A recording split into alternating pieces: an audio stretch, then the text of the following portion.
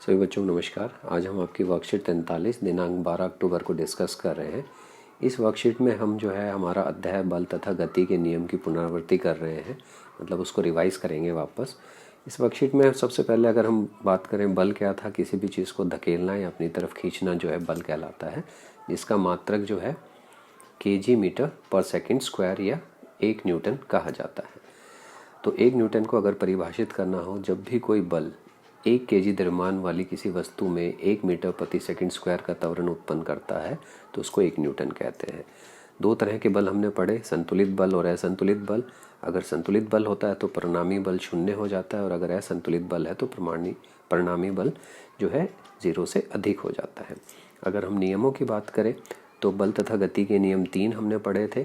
तो पहले नियम में क्या था, प्रत्येक वस्तु अपनी स्थिति की अवस्था की जो गति है उसमें कोई परिवर्तन नहीं करना चाहती। अगर वो रेखा में, सरल रेखा में है या स्थिर अवस्था में, वो उसी अवस्था में रहना चाहती है जब तक कि बाह्य बल उस पर कोई कार्यरत नहीं रहता, जिसको हम जड़त्व का नियम भी कह सकते हैं और द्रव्यमान इसका भी नियम कहा जा सकता है।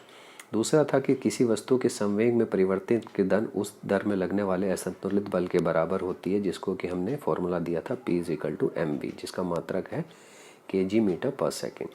तीसरा था कि किसी भी वस्तु दूरी वस्तु पर बल लगाती है तो दूसरी वस्तु भी पहली वस्तु पर वापस बल लगाती है, और इसको संवेग संरक्षण के नियम से भी हमने समझा था, जिसमें यह था कि किसी भी वस्तु के टकराने से पहले और टकराने के बाद जो संवेग है वो संरक्षित रहता है, मतलब बराबर रहता है। तो प्रश्न उत्तर बहुत ही आसान है, सारे के सारे इसी वर्कशीट में बहुत आसानी से मिल जाएंगे आपको। पहला, एक इकाई बल या 1 न्यूटन को परिभाषित कीजिए, जो कि आप यहाँ से लिख सकते हो, पहले का उत्तर। दूसरा जो है, संवेग एवं बल के एसआई मात्रक लिखिए। तो संवेग जो है उसका एसआई मात्रक आपको ये लिखना है kg मीटर पर सेकेंड, और बल का लिखना है kg मीटर पर सेकेंड स्क्वायर। गति के तीनों नियमों को लिखना है, जो कि आपको यहाँ पे 1, 2 और तीनों नियम दे रखे हैं।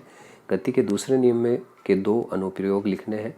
तो इसमें हमें ये लिख सकते हो कि एक जो है, व्यक्ति किसी गेंद को जब कैच कर रहा है तो अपने हाथ को पीछे की ओर लेके जाता है ताकि कम से कम उसको चोट लगे।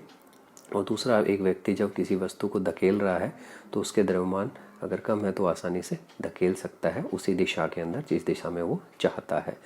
और तीसरा, जड़त्व के नियम को परिभाषित करना है। तो जड़त्व का नियम ये कहता है कि कोई भी वस्तु अपने अवस्था परिवर्तन का विरोध करती है, उसको हम जड़त्व का नियम कहते हैं। और इसके उत्तर मैं आपको डिस्क्रिप्शन बॉक्स में भी दे दूँगा, तो वो आप उसमें भी चेक कर सकते हैं। देखने के लिए धन्यवाद।